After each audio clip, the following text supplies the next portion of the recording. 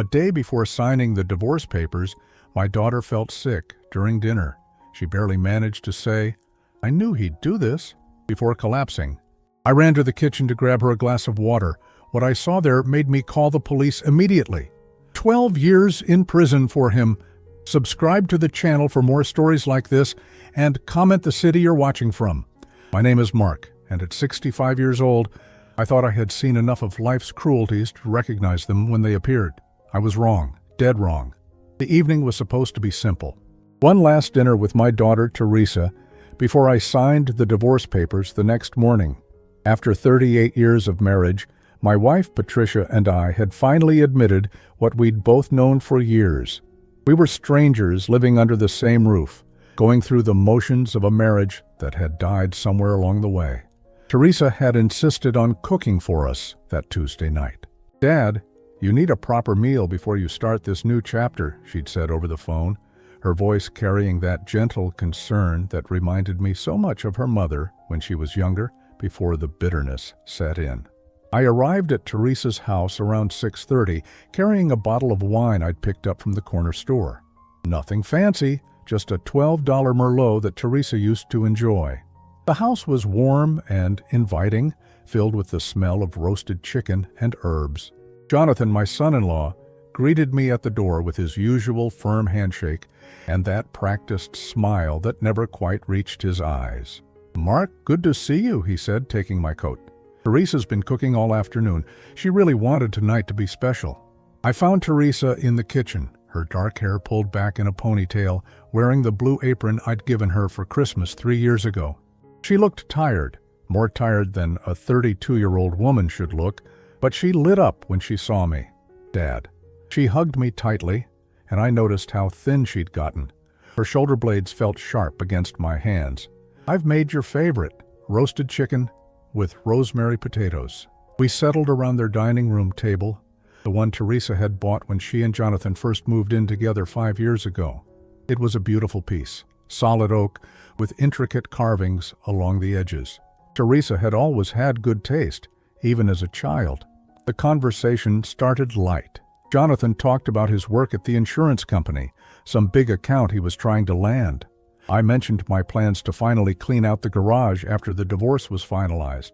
Teresa mostly listened, occasionally asking questions, but I noticed she was picking at her food more than eating it.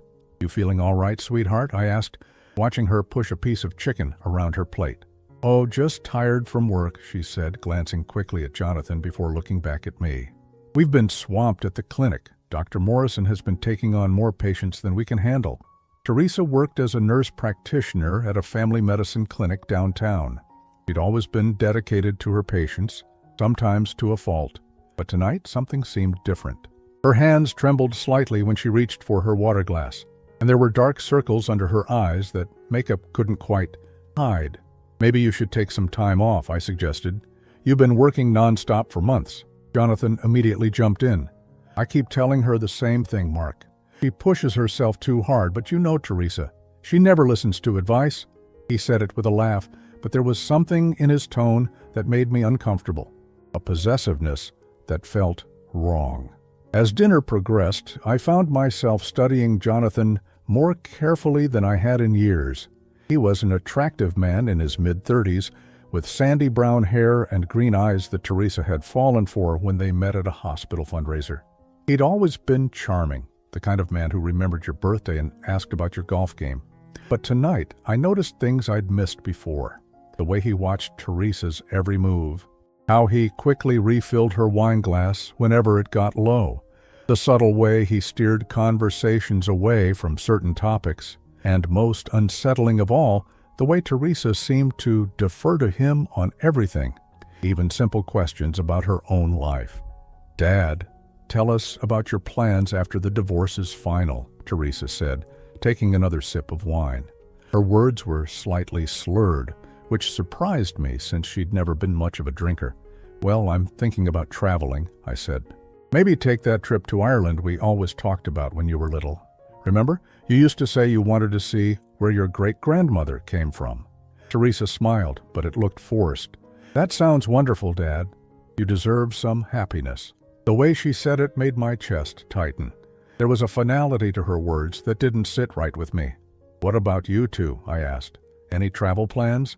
Maybe it's time you took that honeymoon you never had." Jonathan and Teresa had eloped 4 years ago, a quick courthouse ceremony that had surprised everyone. At the time, Teresa had said they wanted something simple, just the two of them. Now I wondered if there had been other reasons.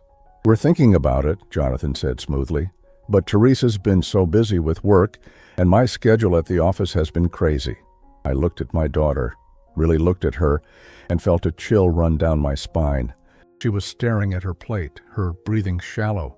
Her face had gone pale, and small beads of perspiration had formed on her forehead. "Teresa? Honey, are you okay?" She looked up at me, and for a moment her eyes were completely clear, more alert than they'd been all evening. She opened her mouth as if to speak, then closed it again.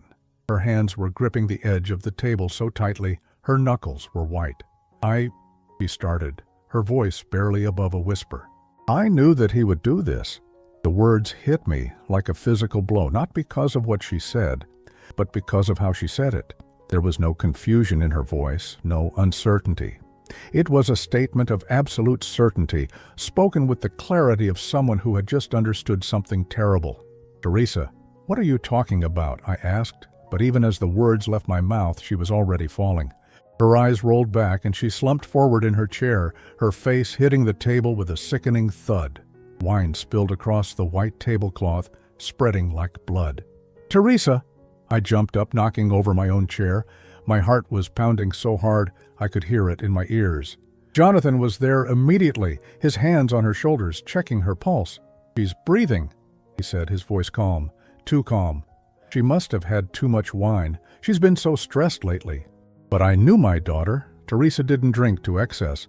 She was careful about everything she put in her body, had been since college when she'd decided to go into healthcare. "We need to call 911, I said, already reaching for my phone. No, that's not necessary," Jonathan said quickly. "This has happened before. She just needs to lie down. The stress from work, you know how it is." This has happened before. The words echoed in my head. Why hadn't anyone told me my daughter had been collapsing? "I'm getting her some water," I said, heading toward the kitchen. My hands were shaking, and I could feel panic rising in my throat. "Mark, really, she's fine," Jonathan called after me. "She just needs to rest." But I was already in the kitchen, moving toward the sink. The room was pristine, every surface clean and organized. Too organized, I realized. It looked like a laboratory, more than a place where someone cooked with love. I opened the cabinet above the sink to grab a glass, and that's when I saw it. Hidden behind the everyday dishes, pushed far back into the corner, was a small brown bottle with no label. Next to it, a tiny glass vial filled with what looked like white powder. My blood turned to ice as I pulled them out with trembling hands. The bottle contained a clear liquid that had no smell, but somehow felt dangerous just holding it. The vial of powder was unmarked, but there was something clinical about the way it was sealed, like medication from a pharmacy. My mind raced back to Teresa's symptoms throughout the evening. The fatigue, the trembling hands, the slurred speech, the way she'd collapsed so suddenly. And Jonathan's complete lack of surprise when it happened. With shaking fingers, I dialed 911, my voice barely steady, as I told them I needed police and an ambulance immediately. As I waited for them to arrive, I stood in that kitchen holding the evidence of what I knew, in my heart, was attempted murder. My son-in-law was poisoning my daughter, and I'd been blind to it until this moment. The question that terrified me most wasn't what he was doing to her. It was how long he'd been doing it, and whether I had just discovered it in time to save her life. As I sat in the hospital waiting room at 2 a.m, watching doctors pump my daughter's stomach, my mind kept circling back to the same devastating question. How long had this been happening? The police had taken the bottles I'd found along with samples of the food and wine from dinner. Detective Sarah Collins, a woman in her 40s with kind eyes and a no-nonsense demeanor, had been asking me questions for the past hour. "Mr. Patterson, I need you to think carefully about the past few months. Has Teresa mentioned feeling sick? Any changes in her behavior or appearance?" That's when the memories started flooding back, each one hitting me like a physical blow. How had I missed so much? 3 months ago, Teresa had called me on a Sunday afternoon, her voice weak and shaky. "Dad, I think I'm coming down with something. I've been so nauseous lately and I can barely keep food down." I'd suggested she see a doctor, but she'd brushed off my concern. "Jonathan thinks it's just stress from work. He's been making me these herbal teas that are supposed to help with digestion." Jonathan's teas. The thought made my stomach turn. 2 months ago, when I'd stopped by their house unexpectedly, I'd found Teresa lying on the couch in the middle of the afternoon looking pale and exhausted. "Shouldn't you be at work?" I'd asked. "I had to leave early again," she'd said, not meeting my eyes. "I've been having these episodes where I feel dizzy and confused. Dr. Morrison thinks I might be working too hard." Jonathan had appeared from the kitchen carrying a steaming mug. "I made you that special tea, honey, the one that helps with your headaches." He'd handed it to her with such tenderness, such apparent care. I'd actually thought what a good husband he was. How lucky Teresa was to have someone who took such good care of her. The memory made me sick. 6 weeks ago, I'd taken Teresa out for lunch for her birthday. She'd ordered her favorite meal, a grilled chicken Caesar salad, but barely touched it. "Not hungry?" I'd asked. "My stomach's been really sensitive lately," she'd said, pushing the lettuce around on her plate. Jonathan's been cooking for me more often because he knows what I can tolerate. She'd looked so thin that day, her clothes hanging loose on her frame. When I'd commented on her weight loss, she'd said she was trying to eat healthier, that Jonathan had put her on a special diet to help with her digestive issues.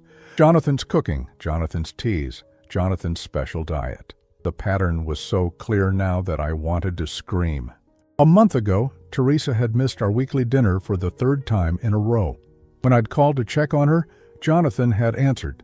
"She's sleeping," he'd said. "She had another one of her episodes today. The doctor thinks she might have developed some kind of chronic fatigue syndrome." "What doctor?" I'd asked. "I thought Dr. Morrison was just treating her for stress." "We've been seeing a specialist," Jonathan had said smoothly. "Someone who understands these complex conditions better. Teresa doesn't like to worry you with all the details." I'd accepted that explanation because it sounded reasonable, because Jonathan sounded so concerned, so devoted, because I trusted him. God help me, I'd trusted him. 2 weeks ago was the last time I'd really spent time with Teresa before tonight. We'd met for coffee, and she'd seemed different, more withdrawn, more anxious. She'd kept checking her phone and looking at the door as if she expected someone to walk in. "Everything okay?" I'd asked. "Jonathan doesn't like it when I'm out too long," she'd said quietly. "He worries about me when I'm not feeling well." At the time, I'd thought it was sweet how much he cared. Now I realized it was control. During that coffee date, Teresa had ordered her usual latte, but couldn't finish it. "Coffee doesn't agree with me anymore," she said. "Actually, a lot of foods don't. Jonathan's been helping me figure out what's safe to eat." She'd also mentioned having trouble sleeping. "I have these vivid nightmares sometimes, and I wake up feeling so disoriented, like I don't know where I am. Have you talked to a doctor about that?" Jonathan thinks it's related to my other symptoms. He's been giving me some natural sleep aids to help. Natural sleep aids. More of Jonathan's helpful remedies. The worst part was how grateful Teresa had seemed for his care. "I don't know what I'd do without him, Dad." He's been so patient with all my health problems. Some men would have gotten frustrated by now, but he never complains. Sitting in that hospital waiting room, I felt like the biggest fool who ever lived. Every symptom, every explanation, every concerned gesture from Jonathan. It had all been part of an elaborate charade. He wasn't caring for my daughter. He was slowly killing her. Detective Collins brought me back to the present. "Mr. Patterson, we've gotten the preliminary results from the lab. The substances you found appear to be a combination of sedatives and what looks like a slow-acting toxin. We're running more tests, but this suggests a systematic poisoning over an extended period." "How long?" I asked, though I dreaded the answer. "Based on your daughter's symptoms and the concentrations we're seeing, possibly 6 months or more." 6 months? While I'd been worried about my failing marriage and planning my divorce, my daughter had been slowly dying, and I'd been completely oblivious. "There's something else," Detective Collins said gently. "When we searched the house, we found a journal hidden in Mr. Hendricks's office. It appears to document dosages and effects over time." A journal. He'd been keeping track of what he was doing to her like some kind of sick experiment. We also found some financial documents that suggest motive. Mr. Hendricks took out a substantial life insurance policy on your daughter 8 months ago. $2 million. $2 million. That's what my daughter's life was worth to the man who'd promised to love and protect her. The doctor appeared in the doorway, his scrubs wrinkled and his face serious. Mr. Patterson, your daughter is stable. We were able to eliminate most of the toxins from her system, but she's going to need time to recover. The good news is you found this when you did. Another few weeks. He didn't need to finish the sentence. As I finally allowed myself to feel relief that Teresa would survive, another emotion was building inside me. Rage. Pure burning rage at the man who had systematically destroyed my daughter's health while pretending to love her. But the rage was mixed with something else. Guilt so profound it threatened to crush me. I was her father. I was supposed to protect her, and I had failed her in the worst possible way. Jonathan was still in police custody, and Detective Collins assured me that the evidence against him was overwhelming. But as I sat beside Teresa's hospital bed, watching her sleep off the effects of months of poisoning, I knew that no amount of justice would erase the fact that I had let this happen. The question that haunted me now wasn't just how long it had been going on, it was what else I hadn't seen. What other horrors had been hidden behind Jonathan's mask of perfect devotion? Teresa woke up on the third day, her eyes unfocused and confused as she tried to make sense of the hospital room around her. I was sitting beside her bed, holding her hand, when she finally looked at me with recognition. "Dad?" Her voice was hoarse, barely above a whisper. "What happened? Where's Jonathan?" The question I'd been dreading. How do you tell your daughter that the man she trusted with her life had been slowly poisoning her for months? You're in the hospital, sweetheart. You collapsed during dinner. Do you remember anything about that night? She frowned, her brow furrowing as she tried to piece together the fragments. I remember feeling sick, and I said something about knowing he would do this, but I don't understand what I meant. Detective Collins had warned me that the toxins might have affected Teresa's memory, particularly around the times when she'd been dosed most heavily. Some of her memories might never come back, while others might return gradually as her system cleared. "Teresa, I need to tell you something, and it's going to be very difficult to hear." Over the next hour, I explained everything. The bottles I'd found, the journal, the life insurance policy. I watched my daughter's face transform from confusion to disbelief to horror. She didn't cry at first. She just stared at the ceiling, processing the unthinkable reality that the man she'd married had been systematically trying to kill her. "The journal?" she finally said.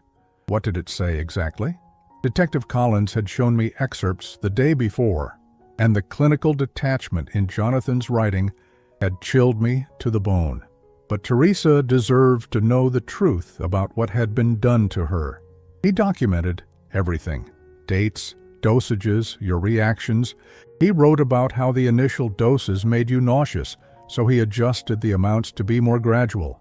He noted which foods you stopped eating, which drinks you avoided, and modified his approach accordingly. Teresa closed her eyes, tears finally starting to fall. He was so caring about my diet, always making sure I had foods that wouldn't upset my stomach. I thought he was being such a good husband. "There's more," I said gently. He wrote about your sleep patterns, your energy levels, even your moods. He was tracking everything like you were some kind of laboratory specimen. The journal entries Detective Collins had read to me were burned into my memory. Jonathan's neat handwriting describing my daughter's decline with the detachment of a scientist. Day 67. Subject showing increased fatigue and confusion. Appetite continues to decrease. Adjusted evening dose to 0.5 milligrams to maintain symptoms without raising suspicion. Day 91. Subject experiencing memory gaps and disorientation. Excellent progress. Co-workers beginning to comment on her appearance, which supports narrative of chronic illness. Day 123. Subject now requiring assistance with basic tasks. Playing concerned husband role effectively. Father-in-law completely unsuspecting. That last entry had hit me like a physical blow. Jonathan had been monitoring my reactions too, confident that I was too blind to see what was happening to my own daughter. He wrote about me too, I told Teresa, about how trusting I was, how easy it was to fool me with concerned phone calls and explanations about your health. Teresa's hand tightened around mine. Dad, this isn't your fault, but it felt like my fault. Every ignored instinct, every accepted explanation, every time I'd praised Jonathan for being such a devoted husband, it all felt like a betrayal of my daughter. Detective Collins arrived that afternoon with more disturbing news. The investigation had uncovered details that made Jonathan's crime even more sinister than we'd initially understood. We've been going through his computer and personal files, she said, pulling up a chair beside Teresa's bed. What we've found suggests this wasn't his first time. My blood ran cold. What do you mean? Jonathan Hendricks isn't his real name. His birth name is Jonathan Marsh. He changed it legally 7 years ago, right after moving here from Oregon. Teresa's face went pale. Why would he change his name? Because in Oregon, he was a person of interest in the death of his girlfriend, Sarah Chen. She died of what was initially ruled natural causes, organ failure brought on by what doctors thought was a rare autoimmune condition. But when they investigated further after your case, they found similarities. The room felt like it was spinning. Teresa gripped my hand so tightly, I could feel her nails digging into my palm. Detective Collins continued, Sarah Chen had the same symptoms you experienced, gradual onset of fatigue, digestive issues, confusion, memory problems, and Jonathan was her primary caregiver throughout her illness. Did they arrest him for her death? I asked. They couldn't prove anything at the time. The toxins he was using weren't on the standard autopsy screens, and by the time they suspected foul play, it was too late to detect them. That's why he was so confident this time. He thought he'd perfected his method. Teresa was crying openly now, but there was anger mixed with her tears. How many others were there? We're still investigating, but we've found evidence that suggests at least 2 other women in different states over the past 10 years. He has a pattern.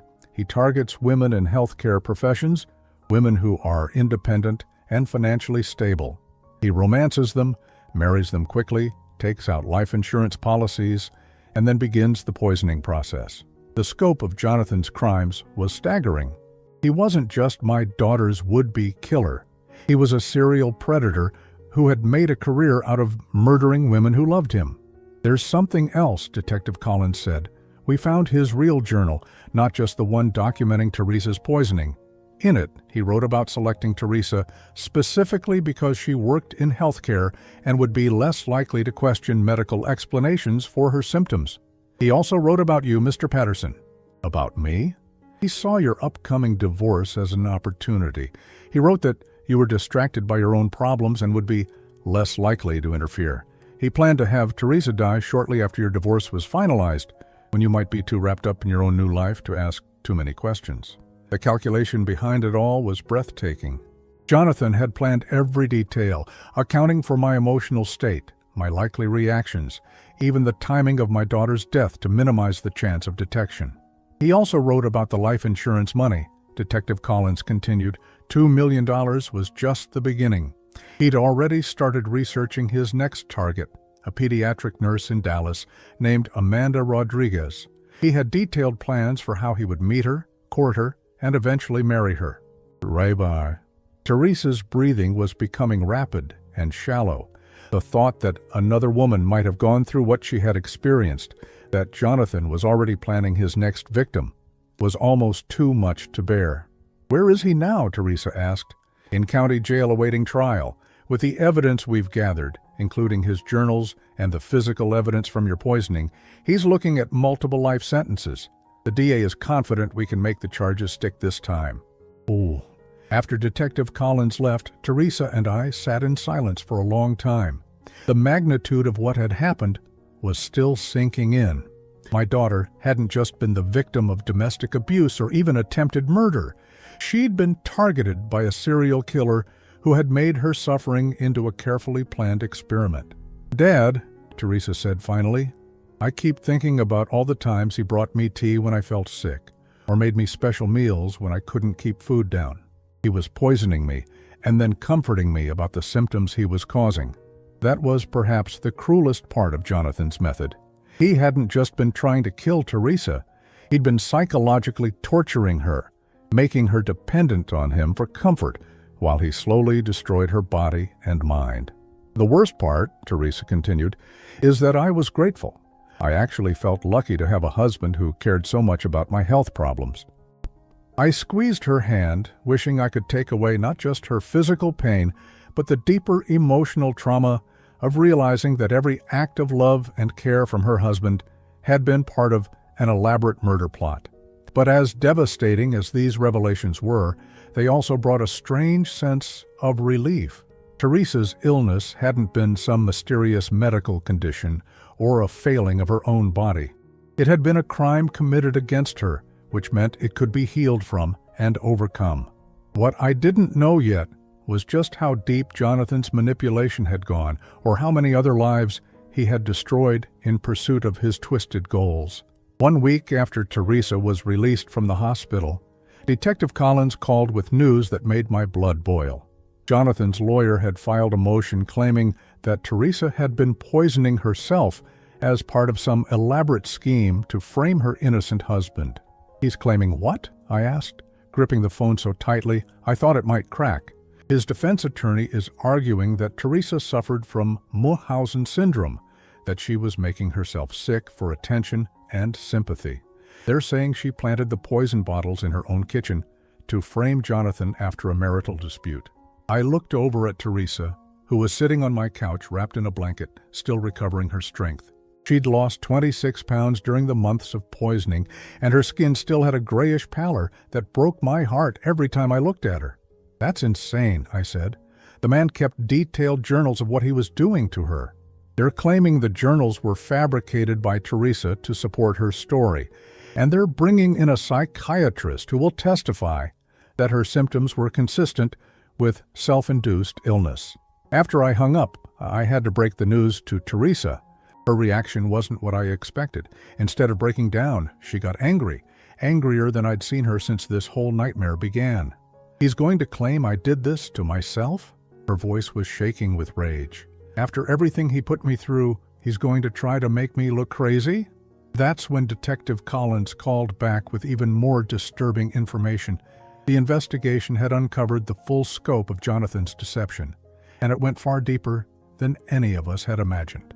"We've been digging into his finances and background," she said when she arrived at my house later that afternoon.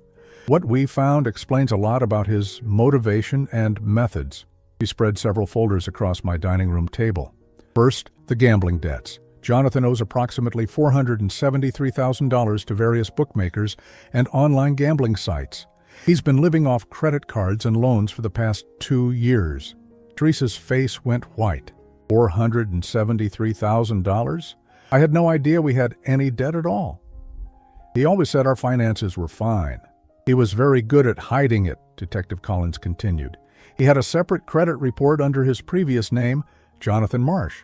All the debt was tied to that identity, which is why you never saw it." "But how did he pay the bills? The mortgage? Utilities? Groceries?" "That's where it gets interesting. He was using your money, Teresa. He'd been gradually draining your savings and retirement accounts over the past 18 months. You currently have about $800 left in accounts that should have had over $43,000. I felt sick. Not only had Jonathan been poisoning my daughter, but he'd been stealing from her too, systematically destroying her financial security while planning her death. "There's more," Detective Collins said grimly. "We found evidence of the affair." Teresa's hand started shaking. "What affair?" "Jonathan has been in a relationship with a woman named Crystal Morrison for the past 14 months. She lives in an apartment about 20 minutes from your house, and he's been paying her rent with your money." The name sounded familiar, and then it hit me. Morrison, like Dr. Morrison at Teresa's clinic. Crystal is Dr. Morrison's daughter. She's 24 years old and works as a dental hygienist. According to the evidence we found, Jonathan told her that you were terminally ill and that they were just waiting for you to pass away so they could be together. Teresa made it sound like she'd been punched in the stomach. The betrayal was layered. Not only had her husband been trying to kill her, but he'd been planning his future with another woman while doing it. Crystal Morrison apparently believed that Teresa was dying of natural causes. Detective Collins continued. Jonathan had shown her forged medical documents indicating that Teresa had advanced liver disease. Crystal thought she was dating a devoted husband who was caring for his dying wife. Did she know about the poisoning? I asked. We don't believe so. When we interviewed her, she seemed genuinely shocked. She provided evidence that supports the timeline of Jonathan's crimes. Text messages where he complained about having to care for his sick wife, photos of expensive gifts he bought her, with money stolen from Teresa's accounts. Detective Collins pulled out a phone and showed us screenshots of text messages between Jonathan and Crystal. Reading them made me feel nauseous. Jonathan to Crystal. Had to take T to the hospital again last night. Her condition is getting worse. I hate watching her suffer, but at least we know it won't be much longer. Crystal to Jonathan. You're such a good man for taking care of her. I can't wait until we can be together without hiding. Jonathan to Crystal. Just booked us that trip to Hawaii for next month. He probably won't be around much longer, and I want us to have something to look forward to. The casual way he discussed my daughter's anticipated death while planning a vacation with his girlfriend was beyond comprehension. Hawaii? Teresa asked weakly. He booked a 10-day trip to Maui for himself and Crystal, scheduled to begin 3 weeks from the night you collapsed. He paid for it with money transferred from your retirement account. 3 weeks. That's how long Jonathan had planned for my daughter to live. Detective Collins showed us more evidence of his systematic deception. He'd forged Teresa's signature on loan documents, credit card applications, and even a will that left everything to him. He'd also been intercepting her mail to hide credit card statements and medical bills. He created an entire parallel life, Detective Collins explained. To Crystal, he was a devoted husband caring for his terminally ill wife. To Teresa, he was a concerned husband, helping her through mysterious health problems. To the outside world, including you, Mr. Patterson, he was the perfect son-in-law. But the life insurance policy, I said, wouldn't that have raised suspicions when Teresa died? He had that covered too. We found a fake medical history he'd created documenting Teresa's supposed liver disease. He'd even forged doctors' signatures and created phony test results. If Teresa had died, it would have looked like she'd been battling a terminal illness for months. The sophistication of Jonathan's deception was staggering.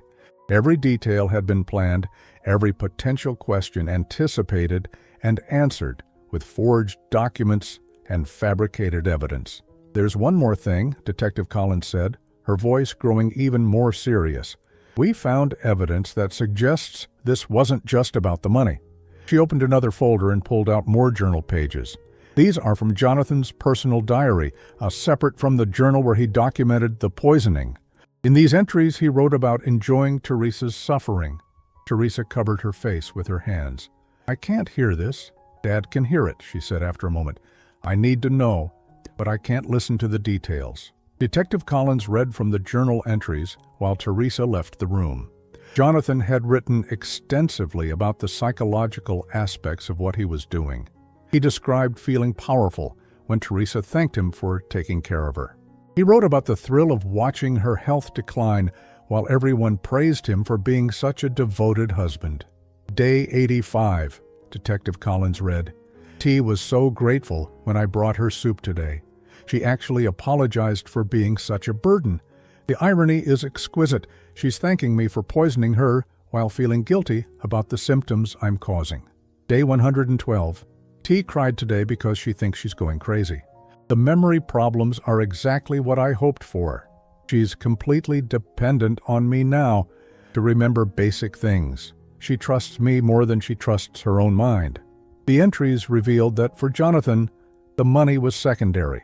His primary motivation was the power and control he felt from systematically destroying my daughter while being praised for his devotion.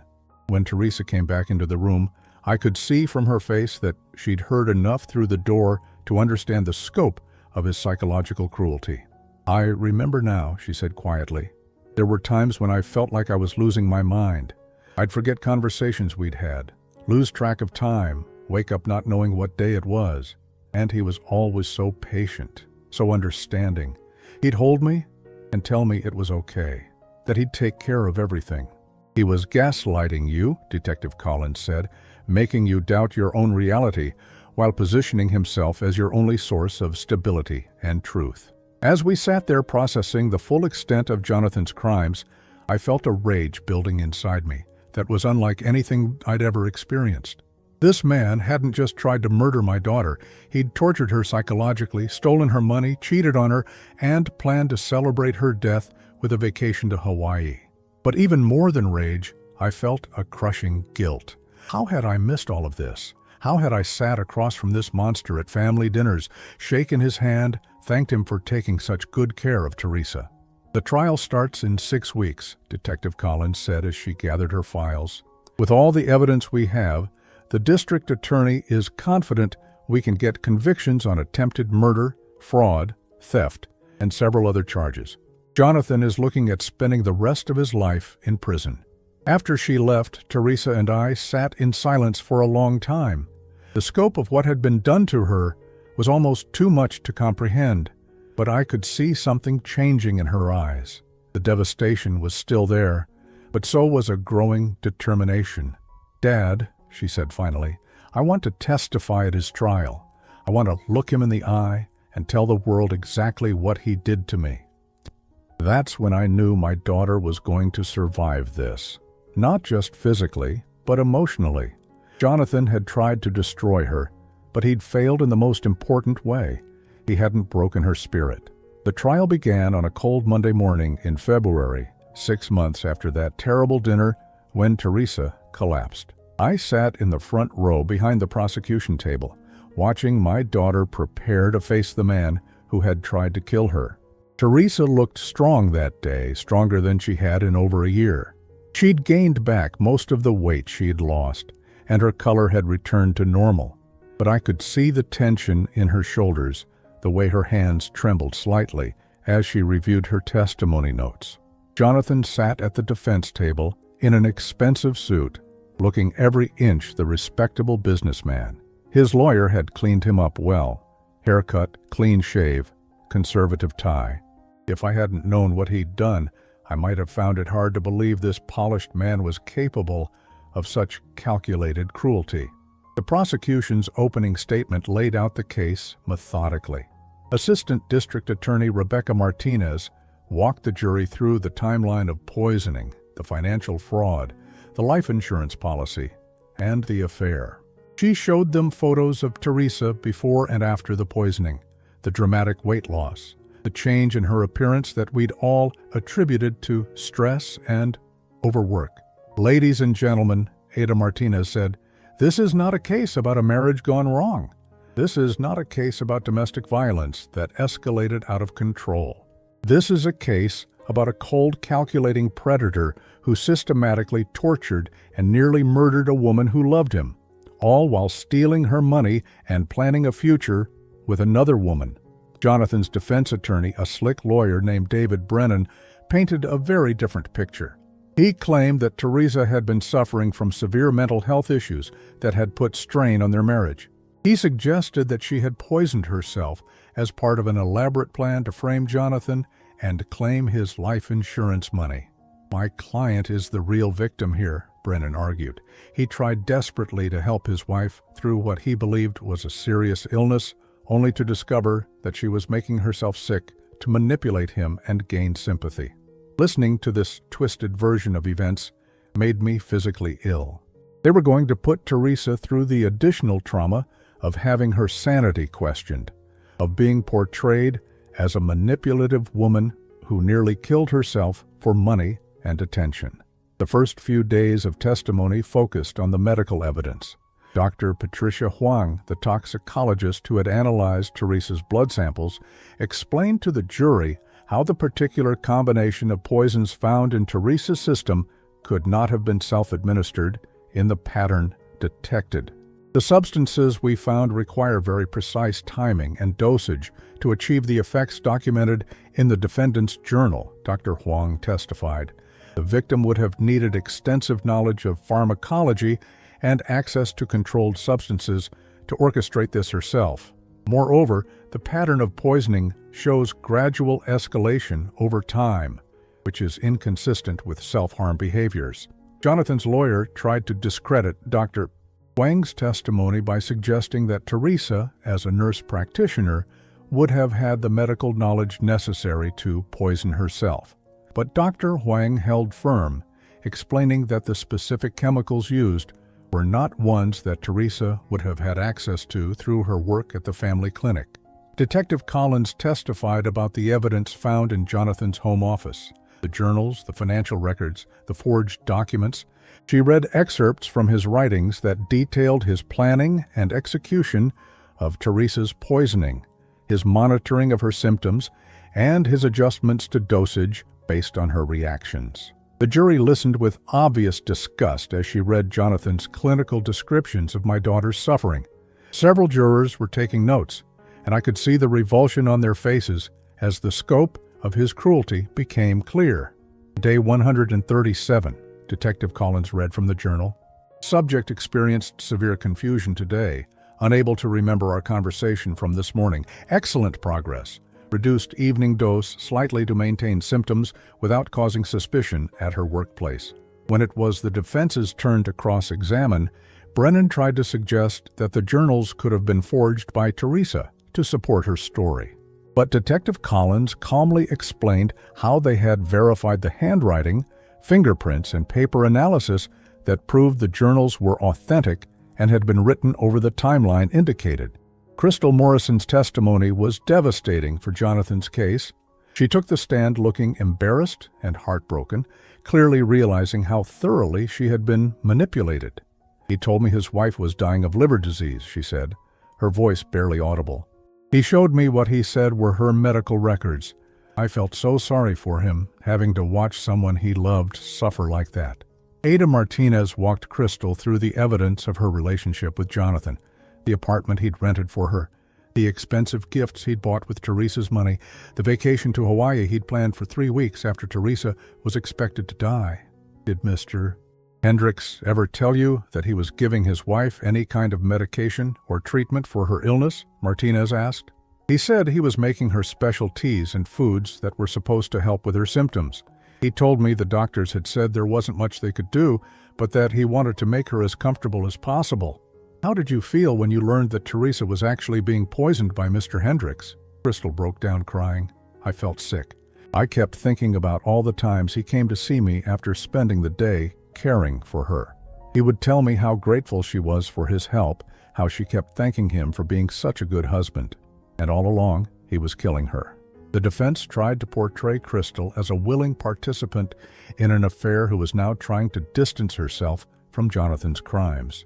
But her genuine distress and the evidence that she had truly believed Teresa was dying naturally made their argument fall flat. On the 4th day of trial, it was Teresa's turn to testify. I watched her walk to the witness stand with a mixture of pride and terror. She looked composed, but I knew how much courage it was taking for her to face Jonathan in open court. Ada Martinez guided Teresa through her testimony carefully, starting with her relationship with Jonathan and how gradually her health had begun to decline after their marriage. "Can you describe for the jury how you felt during the months when you were being poisoned?" Teresa's voice was steady but quiet. "I felt like I was losing my mind. I would forget conversations, lose track of time, wake up not knowing what day it was. I couldn't keep food down. I was exhausted all the time, and I had terrible headaches and nausea." "How did your husband respond to these symptoms?" "He was very caring. He would make me special teas and foods that he said would help. He took me to doctor appointments and helped me keep track of my medications. I was so grateful to have someone who understood how sick I was feeling." "Did you ever suspect that your husband might be causing your illness?" "Never, not once. He was so attentive, so concerned. When I had bad days, he would hold me and tell me it would be okay, that he would take care of everything. I trusted him completely." Teresa testified about the night she collapsed, how she had felt suddenly clear-headed right before she passed out, and how she had spoken words that she didn't understand at the time. "I said I knew he would do this, but I had no conscious memory of knowing anything." It was like some part of my mind that had been suppressed suddenly broke through and spoke the truth. When it was the defense's turn to cross-examine Teresa, Brennan tried to rattle her by suggesting she had made herself sick for attention and sympathy. "Isn't it true, Mrs. Hendricks, that you were unhappy in your marriage and looking for a way to gain control over your husband?" "No, that's not true at all." Poor. "Isn't it true that you had access to the medications found in your system through your work at the medical clinic?" "I never had access to those specific chemicals. Our clinic doesn't stock anything like what was found in my blood." "You've testified that you trusted your husband completely, yet you're now claiming he tried to murder you. Isn't it possible that you're confused about what actually happened during those months when you were ill?" Teresa looked directly at Jonathan for the first time since taking the stand. "I'm not confused about anything. I know exactly what he did to me, and I know that if my father hadn't found those poison bottles that night, I would be dead right now." The most powerful moment of Teresa's testimony came when Ada Martinez asked her to describe how the poisoning had affected her life beyond the physical symptoms. "He didn't just try to kill my body," Teresa said, her voice growing stronger. "He tried to kill my sense of reality, my independence, my ability to trust my own mind. He made me completely dependent on him while he was destroying me. The cruelest part was that he made me grateful for it. I actually felt lucky to have a husband who cared so much about my health." When Teresa stepped down from the witness stand, I could see that she had found something she'd lost during those months of poisoning. Her own voice, her own truth, her own power. Jonathan had tried to silence her permanently, but instead he had given her a story that would help convict him and possibly save other women from becoming his victims. The prosecution rested their case after 5 days of testimony. The defense called only 2 witnesses, a psychiatrist who tried to suggest that Teresa might have been suffering from a rare form of mental illness that could cause self-harm behaviors, and a handwriting expert who questioned the authenticity of Jonathan's journals. Both witnesses were thoroughly discredited on cross-examination. The psychiatrist admitted he had never examined Teresa and was basing his opinion solely on reading her medical records. The handwriting expert was forced to acknowledge that multiple forms of analysis had confirmed the journals were genuine. As the trial moved toward closing arguments, I felt cautiously optimistic that justice would be served. But I also knew that no verdict could undo the months of suffering Teresa had endured, or erase the knowledge that I had failed to protect her when she needed me most. The hardest part was watching Jonathan throughout the trial. He showed no remorse, no emotion, no acknowledgement of the pain he had caused. He sat there taking notes as if this were someone else's life being dissected, someone else's attempted murder being analyzed for the entertainment of a jury. But Teresa was strong. Every day she got stronger, and I began to believe that maybe, just maybe, we were going to survive this nightmare together. The jury deliberated for 3 days. 3 days that felt like 3 years, as Teresa and I waited in that courthouse hallway, drinking terrible coffee and trying not to think about what would happen if they didn't believe her story. On Wednesday afternoon, the bailiff finally called us back into the courtroom. The jury had reached a verdict. I held Teresa's hand as the foreman stood up, a middle-aged man named Robert Chen, who had looked disgusted every time the prosecution read from Jonathan's journals. The courtroom was completely silent except for the sound of my own heartbeat pounding in my ears. On the charge of attempted murder in the first degree, we find the defendant Jonathan Hendricks guilty. Teresa squeezed my hand so tightly I thought she might break my fingers, but I didn't care. The relief that washed over me was so intense I felt dizzy. On the charge of aggravated fraud, we find the defendant guilty. On the charge of theft by deception, we find the defendant guilty. On the charge of insurance fraud, we find the defendant guilty. The guilty verdicts kept coming. Every single charge. The jury had seen through Jonathan's lies and his lawyer's desperate attempts to blame Teresa for her own near murder.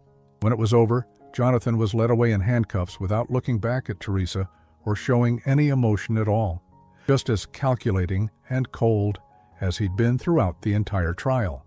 3 weeks later, we returned for sentencing. Judge Patricia Williams had reviewed all the evidence, the victim impact statements, and the recommendations from the prosecution and defense. "Mr. Hendricks," Judge Williams said, looking down at Jonathan with obvious contempt, "in my 32 years on the bench, I have rarely seen such calculated, systematic cruelty. You didn't just attempt to murder your wife. You tortured her psychologically, financially, and emotionally while making her grateful for the abuse." Jonathan stood there showing no emotion, as if he were listening to someone else's sentencing. "The court sentences you to life in prison without the possibility of parole for the attempted murder conviction. Additionally, you are sentenced to 25 years for fraud, 15 years for theft, and 10 years for insurance fraud, all to run consecutively. You will spend the remainder of your natural life in prison, life without parole, plus 50 years. Jonathan would die in prison, and he would never have the chance to hurt another woman the way he'd hurt Teresa. As we left the courthouse that day, Teresa stopped on the steps and turned to face the building where her nightmare had finally ended. "It's over," she said quietly. "It's really over." But I knew it wasn't completely over. The legal battle was finished, but Teresa's healing was just beginning. The physical effects of the poisoning had mostly resolved, but the emotional and psychological trauma would take much longer to overcome. Over the next few months, I watched my daughter slowly reclaim her life. She started seeing a therapist who specialized in trauma recovery. She returned to work part-time at the medical clinic, though Dr. Morrison had been incredibly understanding about her need for a flexible schedule while she healed. The hardest part was rebuilding her ability to trust. Jonathan had so thoroughly manipulated her reality that Teresa found herself questioning everything: her own memories, her judgment about people, even her ability to recognize when she was truly sick versus when she was being gaslit. "Sometimes I still can't believe it was all fake," she told me one afternoon as we sat in my kitchen, sharing a pot of coffee. 4 years of marriage and none of it was real. He never loved me. I was just a target. "You were more than that," I said. "You were strong enough to survive what he did to you. You were brave enough to testify against him. You were smart enough to recognize something was wrong, even when he was poisoning your ability to think clearly." During this time, I made a decision that surprised even me. I called my lawyer and told him to stop the divorce proceedings with Patricia. Patricia and I had been living separately for almost a year by then. But watching Teresa go through her recovery made me realize something important about family and forgiveness.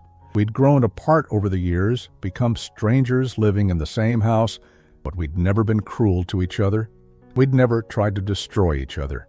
What Teresa and I had been through changed both of us. It reminded me that life is fragile and precious, that the people who love you are rare and valuable, and that sometimes you don't know what you have until you almost lose it.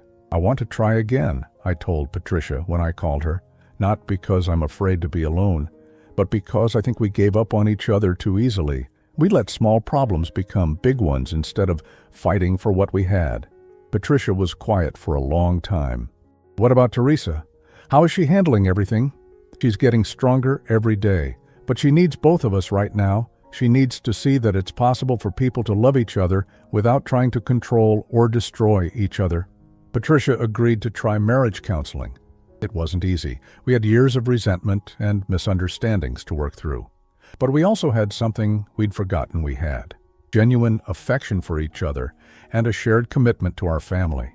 6 months after Jonathan's sentencing, Teresa made an announcement that both terrified and thrilled me. "I want to go back to school," she said.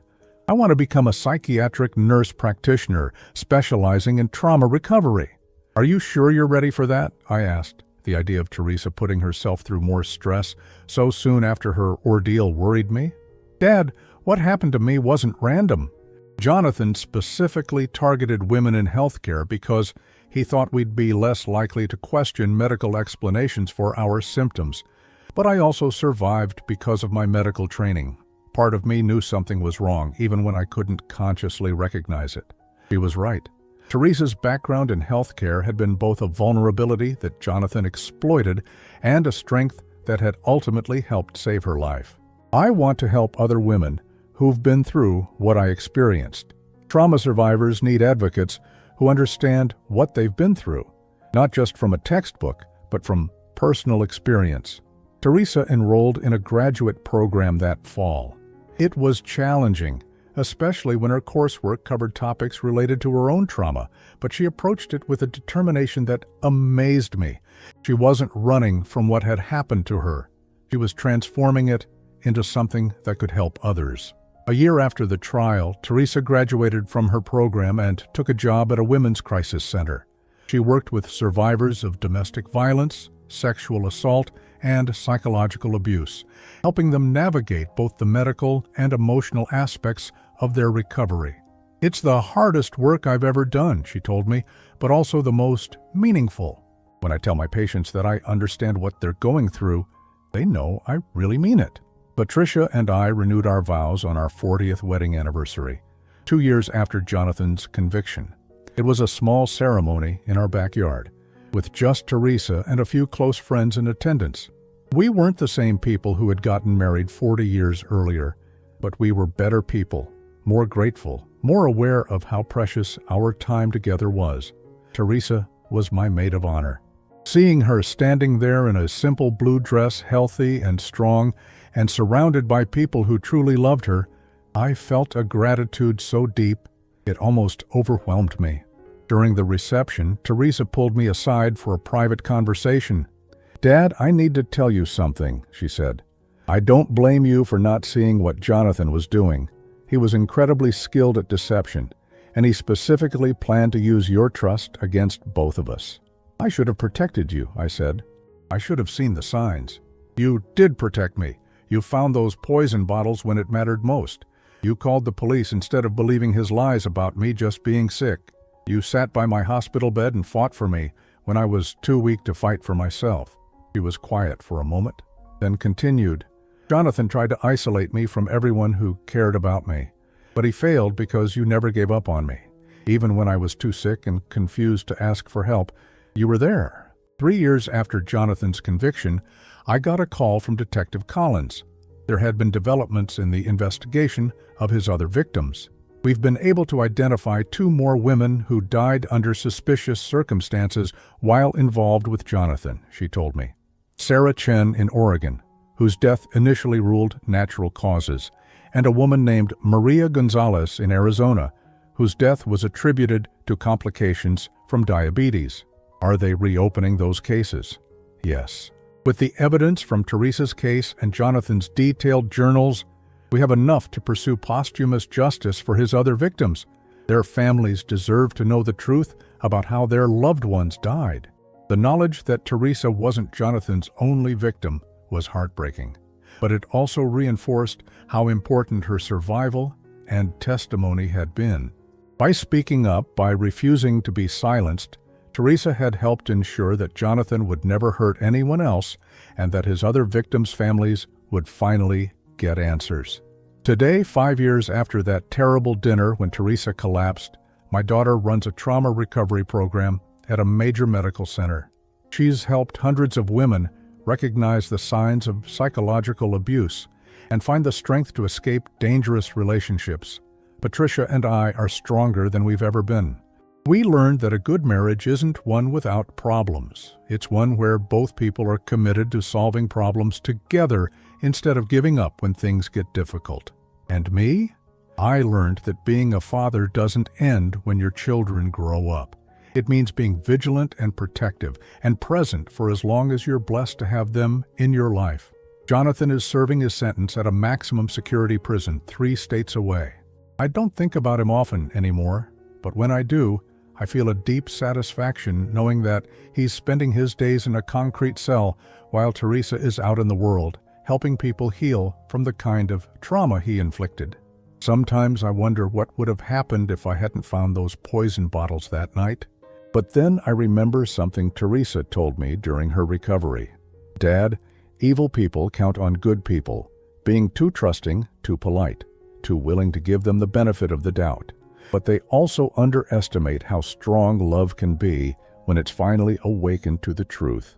Jonathan underestimated the love between a father and daughter. He thought he could manipulate me the same way he manipulated Teresa, that I would accept his explanations and look the other way while he destroyed my child. He was wrong, and that mistake cost him everything while giving us back our lives.